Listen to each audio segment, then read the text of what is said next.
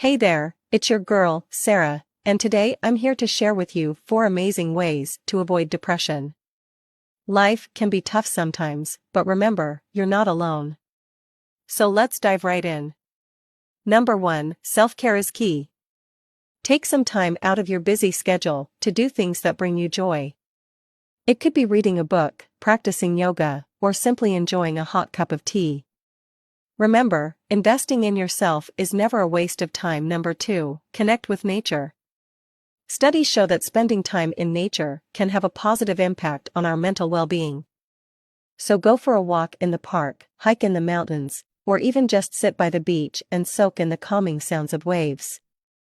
Mother Nature has incredible healing powers. Number 3, nourish your body and mind with healthy food. Eating a balanced diet with plenty of fruits, vegetables, and whole grains can do wonders for your mental health. So whip up a delicious meal, try new recipes, and savor every bite. Good food equals a happy mood. And finally, number 4, surround yourself with positive people. Social connections are vital for our well-being.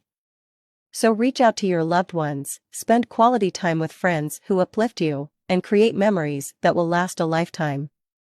Remember, happiness is contagious.